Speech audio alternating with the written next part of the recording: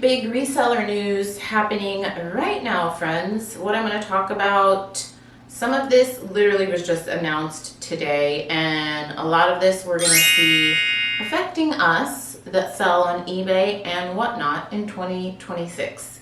I am Nikki. If this is your first time seeing me, I am a platform update nerd. I actually have a whole spreadsheet on my phone about everything we're going to talk about so I can give you the most accurate information. If you enjoy these types of videos, subscribe. We are so close to 25,000 subscribers. I think we're less than 100 away. So subscribe. I do these very timely, literally the whatnot update and the eBay. You'll see. A lot of this was just announced today. So I get it up really quickly. And I do the work, the legwork, so you don't have to read. You can just put this video on while you're photographing, listing, driving, whatever you're doing. Let's jump into it. I'll put screenshots on the screen.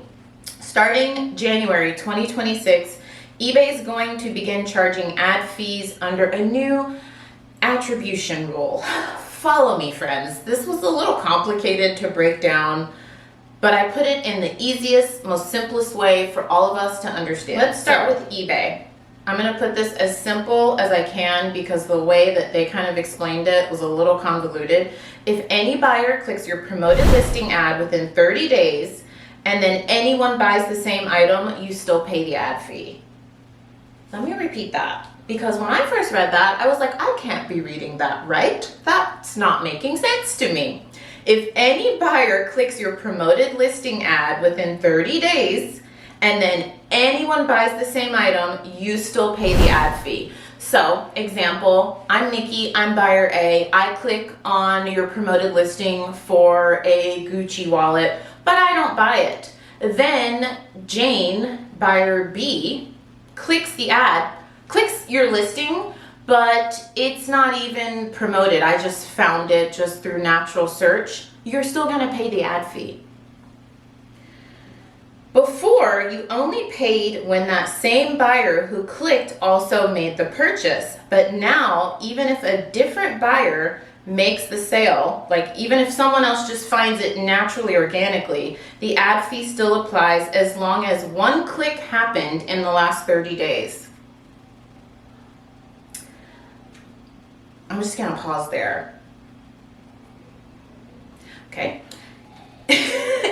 Let me know your thoughts down below. If you could not tell from my silence and my face, yeah. It's already live in parts of the UK and Europe, and that the new date confirms it's coming for the US and Canadian sellers early next year. So, according to sellers overseas, they've been seeing higher ad fee charges under the system, especially for multi-quantity or repeat listings. So this means your ad budget could go further or burn faster depending on how much traffic your listing gets. Correct me if I am wrong, if you know about this, but from what I understand, like in the example I just gave, it doesn't even have to be your like buyer B, Jane. It doesn't have to be that she found it through an ad. I believe it's just as soon as the first person that clicks it from promotion, if it sells within 30 days, no matter how they got to it, you're still paying the fee. That's how it's explained here. This is from eBay, but if I'm misunderstanding, let me know. So let me give you another example. For example, you sell a $50 item with a 5% ad rate. One random click can trigger an ad fee on every sale of that item for 30 days. So if you have low margin items or duplicates, you definitely want to double check your promoted listing strategy. So I took this directly from eBay, and then people, because this has already been implemented over in the EU and the UK, the way those sellers have described it, it's just anyone can click that after that first initial click, even if they're just finding your item organically and you're still paying the fee. That, if that is correct, and that's what I'm understanding, that is, yeah, I was gonna use an expletive, but you all know one of my 2025 New Year's resolutions was to stop doing that, and I've been doing really well. So let me know your thoughts on that down below. It's coming to the US. I'm holding back a lot because these videos usually get pushed out pretty far and wide, and a lot of new people will come in, and I don't want to scare them.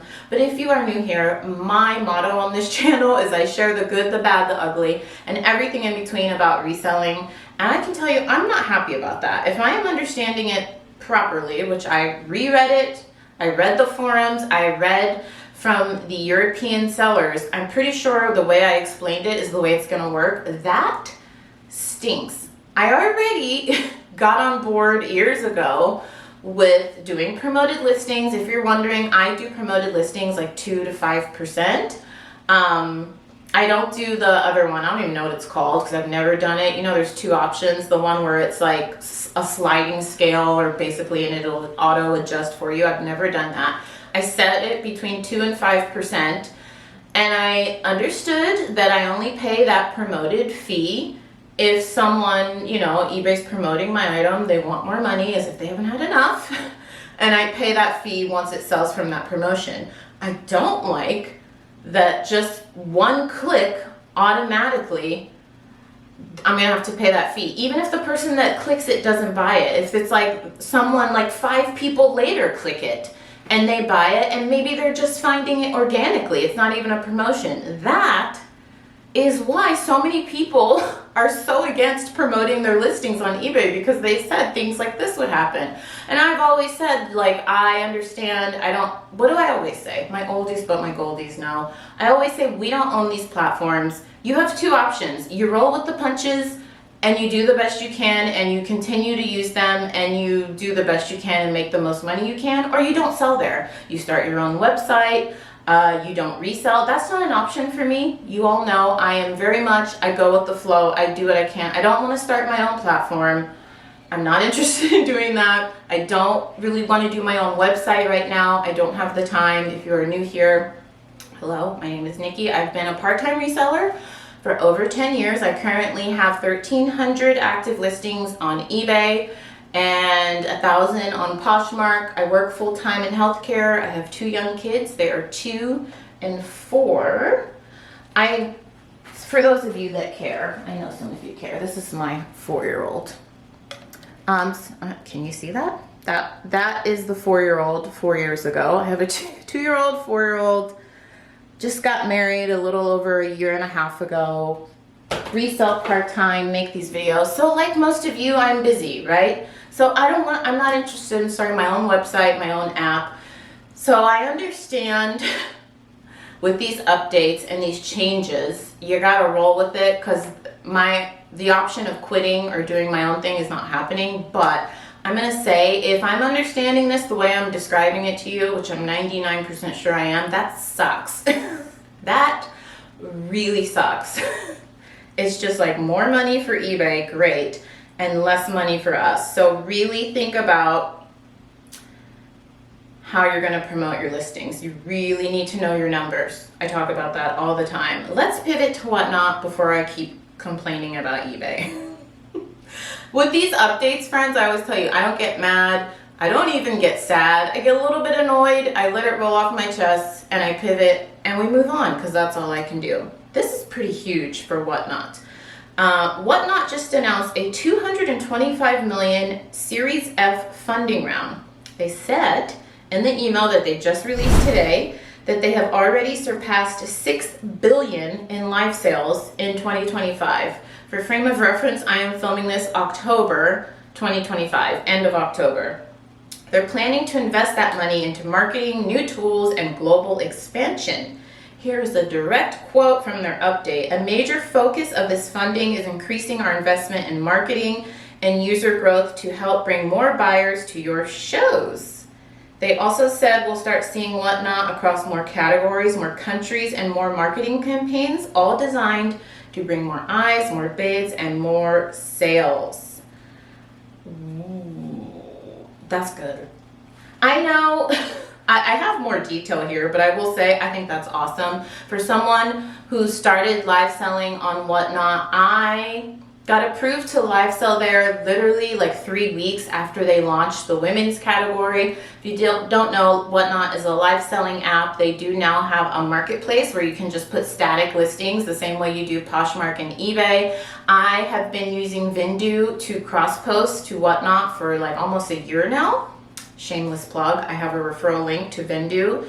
They have a lot of specials going on right now. If you use my link, you get 25% off your first 2 months, I think. And they're also doing, if you sign up for a yearly plan, you get 2 months free. So I made the switch from List Perfectly to Vindu a long time ago because List Perfectly didn't have Whatnot. I think they do have it now, but I've been using Vindu and I've been cross-posting. So I have almost 800 like static listings on Whatnot. And I've been telling you all that I want to get back into live selling. I actually have a series I started on this channel about restarting my live selling career. I won't go into that. If you're interested in that series, I'll link it down below. But I think that's awesome because one of the #1 complaints when Whatnot launched their women's clothing contemporary category is that it was great. I made so much money. I started selling Skims there, only Skims. And I was like one of 2 Skim sellers when they first launched, and it was great. And then it plummeted because they ended up having way more sellers than buyers. And then it was just a bunch of resellers buying and selling to each other. And so one of the biggest complaints people have always said is that we need more buyers. We need more buyers. So as someone who likes live selling, I love it. Live selling came around the perfect time because I had been reselling at that point for 13 years part-time and I was getting really bored. And I felt like personally for me, doing YouTube and reselling like perfectly aligned me to do live selling. I love to chat. I could chat for hours. The longest live sell I ever did was six and a half hours straight. So I'm very excited about that, especially someone who's restarting live selling on Whatnot. I think that's great. When I did a live sell like 3 weeks ago, I sold a Skims corset. And when I printed the label, I didn't even know she was in the UK until I printed the label and I looked, it was like a customs label. I'm in Los Angeles for frame of reference. She got that thing in less than 7 days, which is nuts to me because I could ship something ground advantage up the state to San Francisco and it takes 5 days. So I don't know, I was like, oh yeah, I remember Whatnot saying that they were expanding to different countries. Then I had a live sell last week. I shipped 2 things to France. So they really are expanding, which is really exciting. So maybe for those of you that quit selling on Whatnot because you were like, there's not enough buyers, I don't know, friends, 2026 might be the time to get back in it, give it a try. I always say that, try live selling for a little bit. I'm not the type of person that's going to tell you try live selling once. It's not enough. Especially if you're brand new, it's going to take a while to build a following, to see if you even like it. I always say like try it for a month or 2. And if you hate it, you never do it again. But you never know. I didn't know that I would love it as much as I do. And I love it. I'm just really restricted on time because of all the things I mentioned before. So there's way more detail in Whatnot announced, but I'll spare you. But that's the big picture.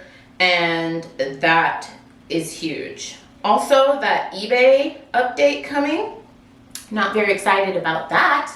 I'm also doing another challenge on the channel. I just posted this video yesterday where I am starting with $100 and I am filming the whole process of how long it takes me to get to $5,000 in profit.